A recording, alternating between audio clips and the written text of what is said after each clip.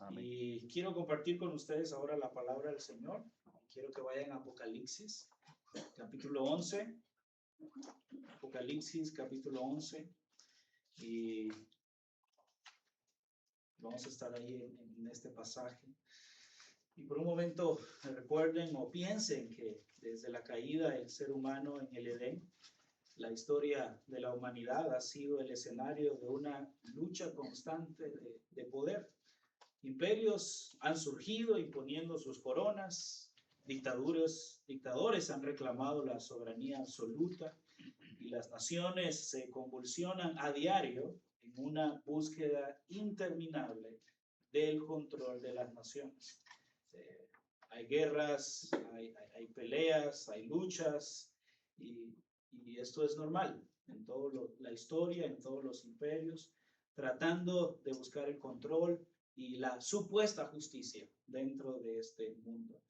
Pero cuando miramos ese panorama de nuestro mundo actual, la sensación es caos, la sensación es incertidumbre, y usted lo puede ver en la guerra del Oriente, Rusia, Ucrania, etcétera. En muchos lugares podemos ver esa incertidumbre. ¿Por qué? Porque los reinos terrenales fallan, los gobiernos humanos colapsan y la maldad que pareciera prevalecer o la maldad que pareciera ser la solución no lo es, y más bien provoca un caos. Pero la historia de la humanidad no es un círculo caótico sin sentido. No vamos a experimentar constantemente solo eso, hombres y reinos tratando de tener el poder. Por el contrario, la historia de la humanidad es una línea con un destino decretado desde antes de la fundación del mundo. Y la pregunta entonces ante esa línea de la historia de la humanidad es, ¿quién tendrá la última palabra en la historia del universo? ¿Quién será el último reino, el último gobierno, el último gobernante?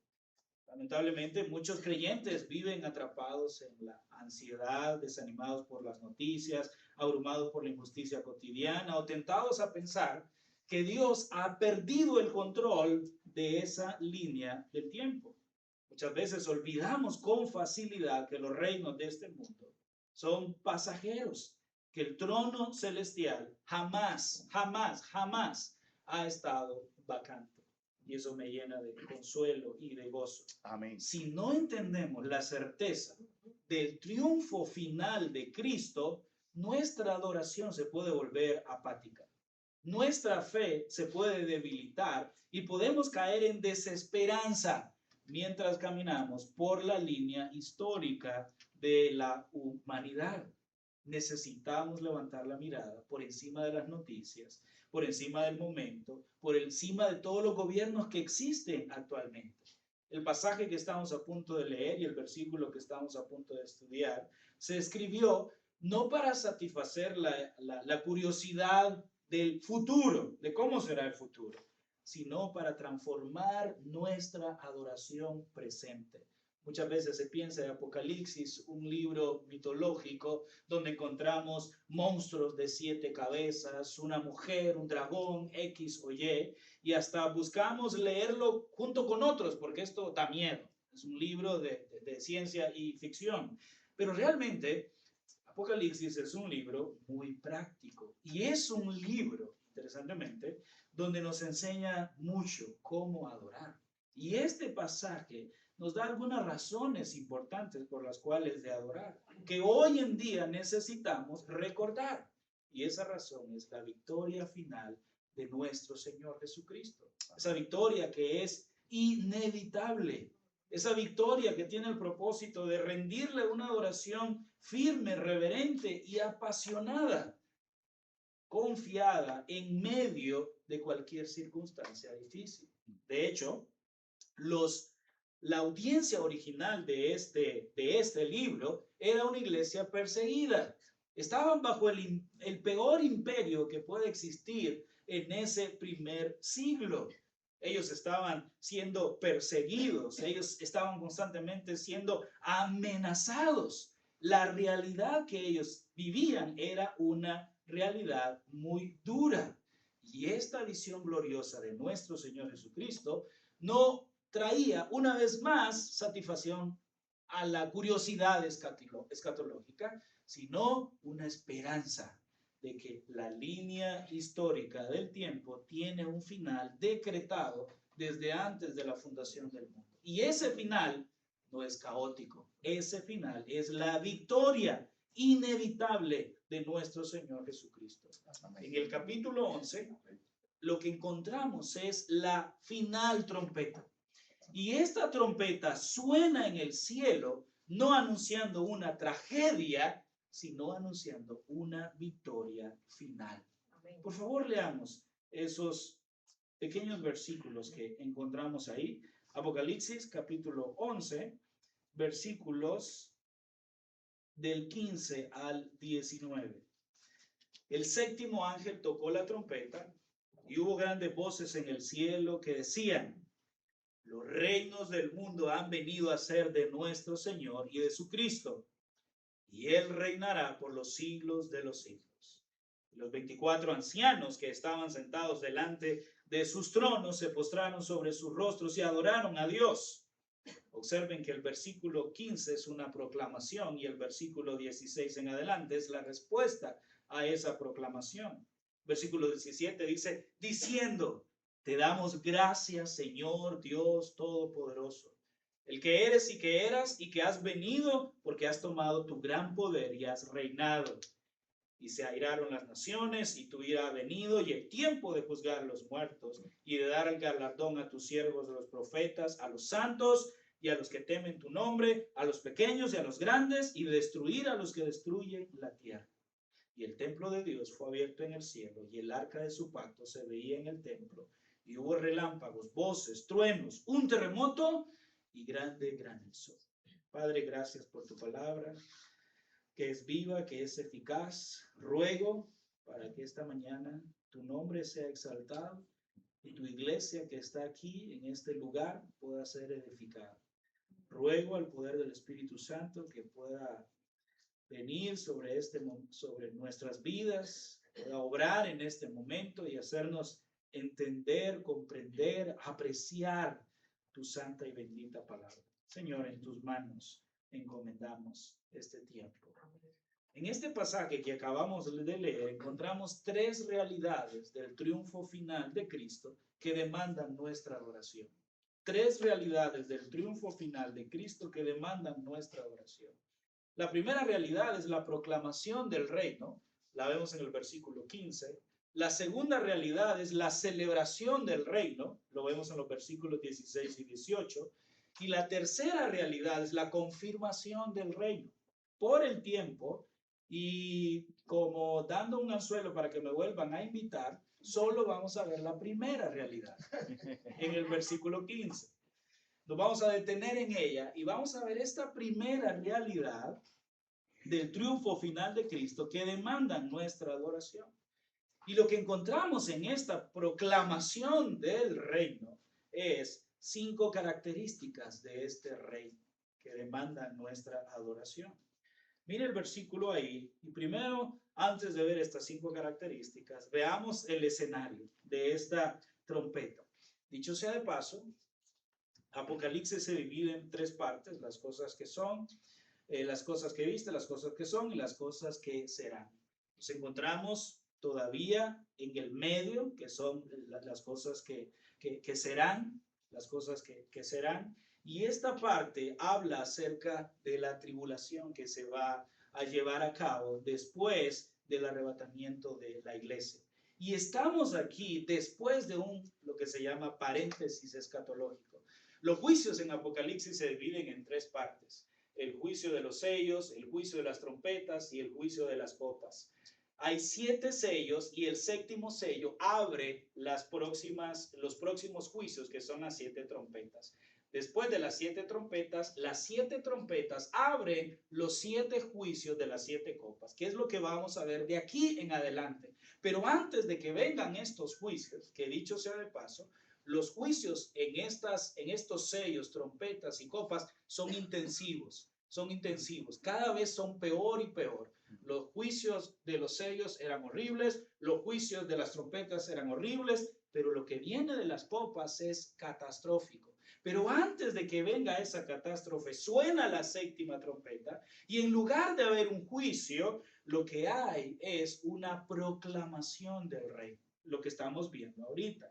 En esta proclamación hay algunas cosas importantes que debemos de entender. Primero, observe ahí la primera frase del pasaje. El séptimo ángel tocó la trompeta y hubo grandes voces en el cielo. El séptimo ángel tocó la trompeta y hubo grandes voces en el cielo. En el Antiguo Testamento, la trompeta no se tocaba por casualidad. Tenía dos propósitos muy definidos: anunciar la entronización de un rey y proclamar el juicio y la alarma de guerra. Al parecer, en este versículo encontramos un cumplimiento para las dos situaciones que se van a ver aquí. Por un lado, viene la entronización de Cristo que toma el reino absoluto y por otro lado anuncia también los juicios que vienen después de las 7 copas. Otra cosa que debemos de tomar en cuenta es que esta trompeta no es igual a la trompeta, a la final trompeta que el apóstol Pablo enseña. Ustedes lo recuerdan. En 1 Corintios habla acerca de esa final trompeta que tiene que ver con el arrebatamiento de los santos que estén en el arrebatamiento de la iglesia. Esta final trompeta no es la misma, porque esta séptima trompeta es diferente a la final trompeta en el sentido de que esta séptima trompeta anuncia el último juicio de la gran tribulación. La final trompeta, por así decirlo, paulina o de los escritos paulinos, anuncia nada más el arrebatamiento de la iglesia. Miren ustedes el estallido de júbilo celestial que provoca esta séptima trompeta. Hubo grandes voces en el cielo. Hubo grandes voces en el cielo. Toda la hueste celestial responde unánimemente a la celebración de que su rey, su Señor, viene a tomar el reino, viene a gobernar absolutamente a la tierra como heredero legítimo. En este ambiente de triunfo celestial, nuestro pasaje nos revela 5 características del reino de Jesucristo que demandan nuestra adoración. Primero, la frase los reinos del mundo. Los reinos del mundo. Esa frase nos da la primera característica, que es un reino absoluto. Un reino absoluto. Aunque la Reina Valera traduce, y ustedes lo pueden ver ahí en sus Biblias, y no sé si usan la Biblia de las Américas, pero es los reinos. La Reina Valera lo pone los reinos, pero el texto original no está en plural, está en singular, el reino. ¿Qué nos enseña esto? Que Dios no está hablando de algo irreal, estamos hablando de un dominio bajo el mismo reino. No son los reinos, es el reino. Por mucho tiempo, este mundo ha estado bajo la influencia del pecado, del dominio de Satanás, como un territorio que ha sido usurpado grandemente por los dictadores. La Biblia usa varios títulos para describir el gobierno de Satanás. Por ejemplo, le llama el Dios de este siglo, el príncipe de la potestad, el príncipe de este mundo, el gran dragón. Sin embargo, y él reina en un sentido y bajo el gobierno de Jesucristo, bajo el gobierno de nuestro Señor. Él todavía gobierna este mundo. Sin embargo, Cristo va a regresar como legítimo rey para restaurar todas las cosas, derrotar definitivamente el mal y ocupar el trono que le corresponde y establecer su gobierno sobre toda la tierra. Un gobierno, un reino, un gobierno que sea universal, un dominio que sea universal. Toda sabiduría humana va a quedar subordinada a una autoridad perfecta. Lo que hoy está dividido entre naciones, gobiernos y poderes humanos será reunido bajo un solo rey. Y ese rey es nuestro Señor Jesucristo. Ya no va a haber una diversidad de autoridades, que Estado federal, que Estado no sé qué. Gloria a Dios por eso, ¿verdad, hermanos? Amén. Adiós impuestos. Un solo rey, un solo gobierno. Eso es lindo, eso es hermoso. Y si usted lo piensa, esta es una razón para adorar al Señor ya, en este momento. Aunque todavía vivimos bajo imperios dictatoriales, el hecho de leer este pasaje y ver que Cristo toma su reino es una razón para adorar al Señor con espíritu y en verdad, porque esto es una realidad. Otra vez, la línea histórica de tiempo termina con un solo gobierno, con un solo reino, con un solo rey. Ahora, este reino no solo es absoluto, este reino también es un reino irrevocable. Esa es la segunda característica de este reino. Y podemos preguntarnos, ¿quién nos garantiza que el plan de Dios no va a fallar? Es aquí donde la palabra de Dios nos habla y nos dice, no, este reino es un reino irrevocable. Miren la siguiente frase. Los reinos, o ya dijimos, el reino del mundo ha venido a ser de nuestro Señor. Ha venido a ser de nuestro Señor. Dirijan su atención a la frase, ha venido a ser de nuestro Señor. Han venido a ser de nuestro Señor. ¿Qué significa eso? En el texto griego, esa frase, esa palabra, funciona como el verbo principal del versículo. Significa llegar a ser, venir a existir, convertirse. Y en este caso, la idea de esa frase, de esa palabra, que en griego es una sola palabra, es una acción completada, un evento completado, una realidad vista en su totalidad. Es interesante que el autor no dice llegará a ser, llegó a ser, sino que dice han venido a ser. Y otra vez, la idea es que se ve como una acción ya realizada.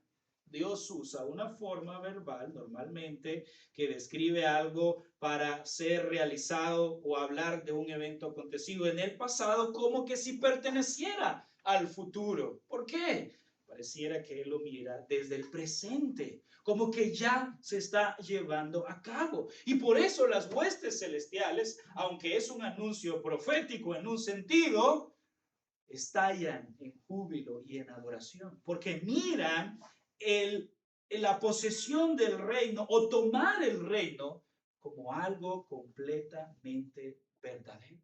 Creo que muchas veces nos falta a nosotros verlo de esa manera. Vemos los imperios, vemos estos reinos y pensamos como que nunca se van a acabar, nunca se van a ir. Por un lado, en Latinoamérica, en nuestros países, nuestros gobiernos son grandemente corruptos, más corruptos que el de ustedes. El de ustedes no deja de ser corrupto, pero es corrupto. Y nosotros decimos, ¿cuándo va a llegar un buen gobierno? Y a veces nos podemos desanimar. O ustedes a veces podrían decir que este gobierno es bueno, que estamos bien y que estamos mejor que otros países. Pero ningún gobierno humano es igual de perfecto, de maravilloso que el gobierno de nuestro rey. Desde la perspectiva humana, todavía esperamos la manifestación completa. Pero desde la perspectiva del Dios soberano, aquello que Él ha determinado ya está establecido y no puede fallar. Esa frase, han venido a ser, es la realidad absoluta y completa de que este reino viene, que es cierto que vamos a tener un solo gobernante. Esta realidad nos enseña que el reino de Cristo no depende de las circunstancias de este mundo. No depende de las decisiones de los gobernantes humanos ni del poder del enemigo. Él no va a ser elegido por votación. Él no va a ser elegido por un reino heredado en un sentido. No, Él es el rey legítimo, el gobernante supremo. Y lo que Él ha prometido ya está asegurado.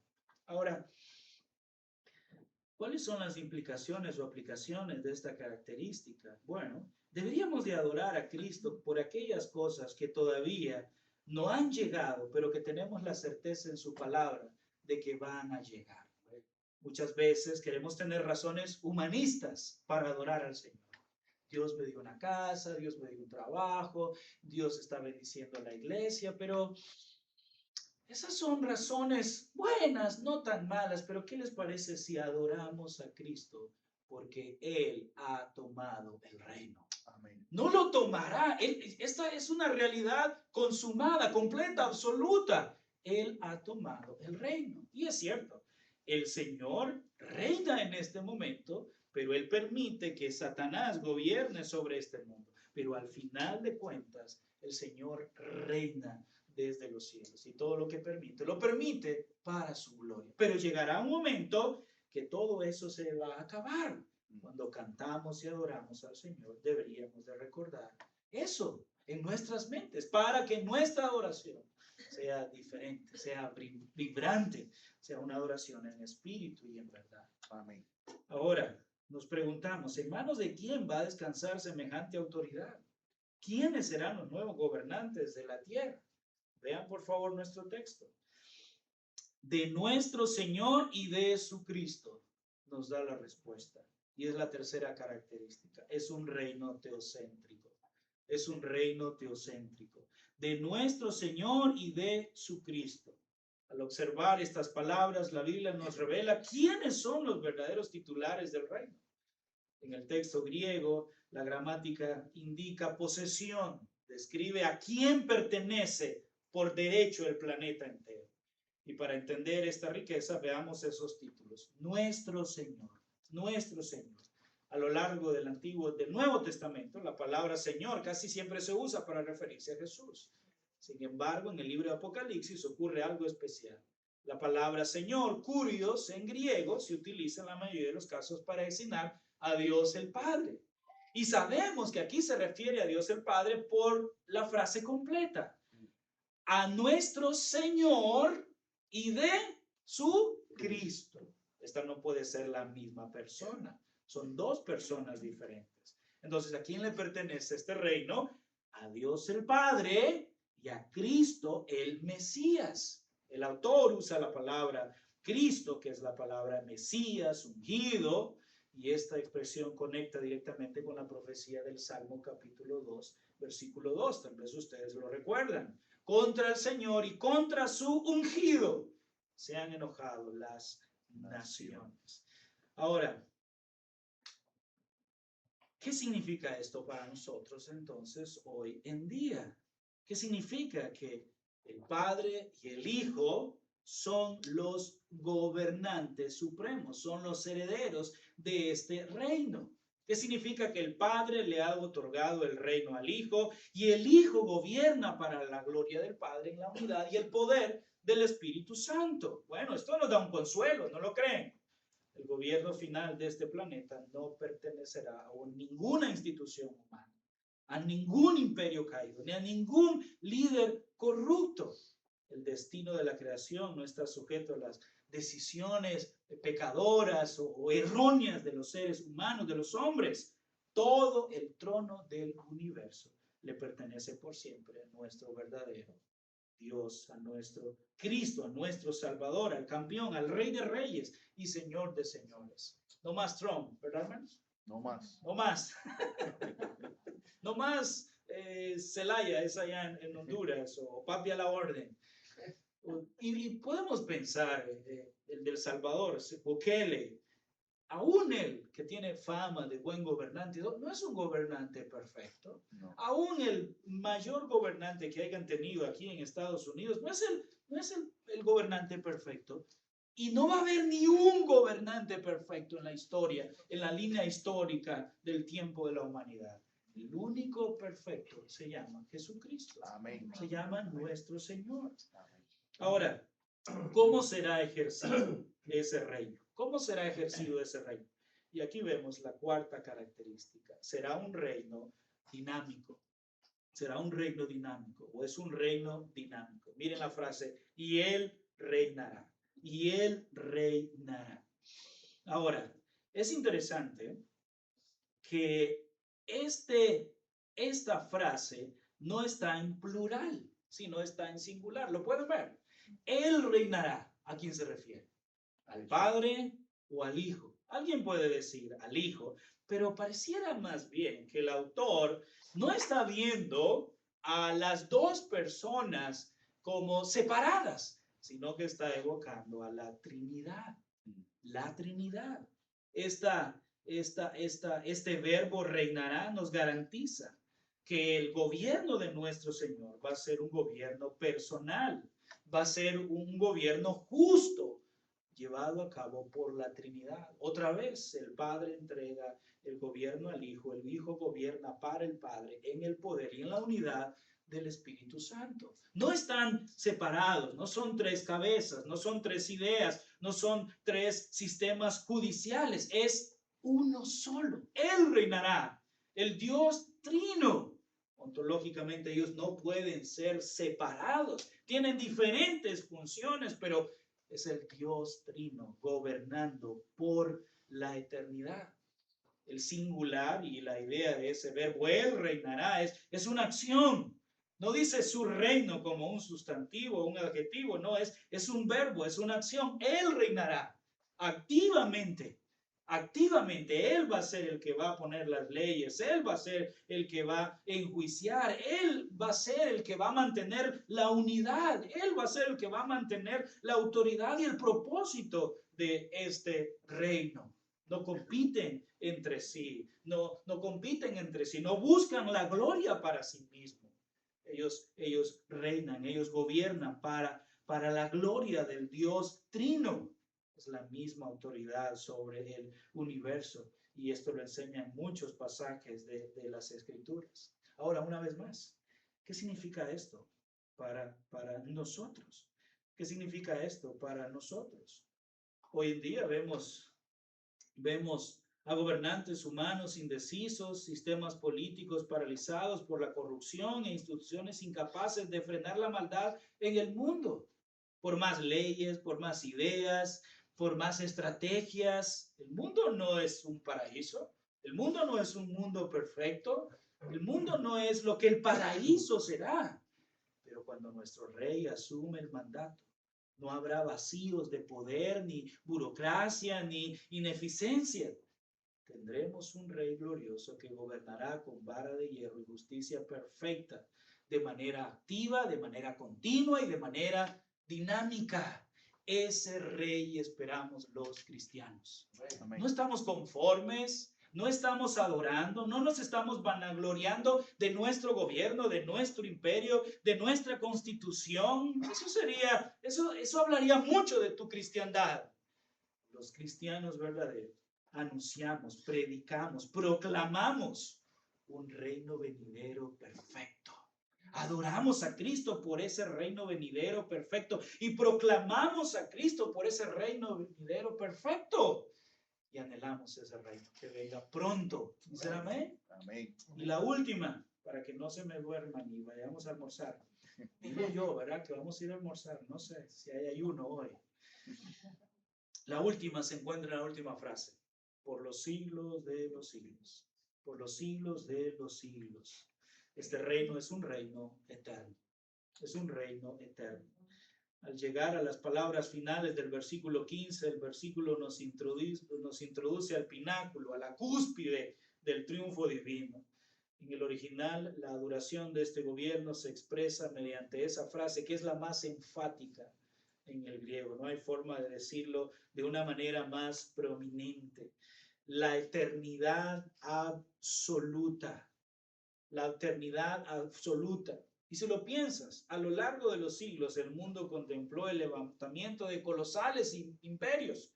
La majestuosa Babilonia cayó en una sola noche. El poderoso imperio medo-persa fue desmantelado. La brillante Grecia de Alejandro Magno se fragmentó tras su muerte en 3 partes. Y el imponente imperio de Roma se desintegró en el polvo de la historia. Y el gobierno americano no son. No sé qué va a pasar con él, pero el reino de los cielos nunca se va a acabar, nunca se va a terminar. Qué glorioso eso. Amén. ¿No lo piensas? El gobierno de nuestro Señor jamás va a ser destruido. Lo van a tratar de destruir. De hecho, Satanás va a reunirse para pelear contra él, para destruirlo, pero no va a poder. Es eterno, es invencible en un sentido. Entonces quiero preguntarles, ¿en qué reino estás invirtiendo tu vida? ¿En qué reino estás invirtiendo tu vida? ¿Cuál es el reino más importante de tu vida? ¿Tu reino o el reino de Cristo? ¿Dónde estás invirtiendo tu tiempo? ¿Dónde estás invirtiendo tus fuerzas? ¿Dónde estás invirtiendo tus oraciones? ¿Dónde estás invirtiendo tus recursos? ¿Qué es lo que te está apasionando? ¿Qué es lo que te está quitando el tiempo? ¿Qué es lo que te quita el sueño? ¿Tu reino? Tu reino son tus deseos, tus placeres, tus metas, tus sueños, tus anhelos. Trabajas, vives para ese reino. Aún ese reino no es eterno, no es duradero. Aún ese reino y esos sueños pueden llegar a tener un límite, máxime si son materiales. Pero el reino de nuestro Cristo es eterno. Amén. Otra vez, ¿dónde estás invirtiendo tu reino? ¿Dónde estás invirtiendo tu vida, tu tiempo, tus recursos? Quiero invitarte para que lo inviertas en el reino del Señor. Que tus oraciones, que tu tiempo, que tus recursos, donde quiera que vayas, donde quiera que estés, puedas invertir tu tiempo en Él. Dios nos llama a ajustar hoy la postura de nuestro corazón de esa manera. Que cuando adoremos a Cristo, que cuando adoremos en la iglesia juntos, pensemos que una de las razones para adorar a Cristo es que Él ha tomado su reino. Ha venido a ser el Rey único y soberano sobre todas las cosas. Y como ciudadanos de su reino, tenemos que proclamarlo, ¿no es cierto? Amén. Tenemos que decirle a los que no están en este reino que hay un reino mejor que el que ellos están. Hay un reino glorioso, perfecto, absoluto, indestructible y eterno, donde pueden ser parte, si vienen a Cristo Jesús. Que el reino de ellos no es duradero, es perecedero y va a terminar, pero este reino que nosotros proclamamos con pasión, que nosotros anunciamos con determinación, es un reino glorioso, que viene, que ya está en un sentido y que será por los siglos de los siglos. Y ellos pueden ser parte de este reino. Oremos. Señor, gracias por esta mañana, gracias por tu palabra, gracias por este tiempo que nos ha regalado para adorarte, para alabarte y para recordar que tú eres el Rey de Reyes y Señor de Señores. Perdónanos si nuestra vida no está siendo invertida en tu reino y ayúdanos a redirigir nuestro corazón hacia la inversión completa, total y absoluta de nuestra vida en ese reino futuro, en ese reino eterno, en ese reino que durará por los siglos de los siglos. Oramos en el nombre de Jesús. Amén. Amén.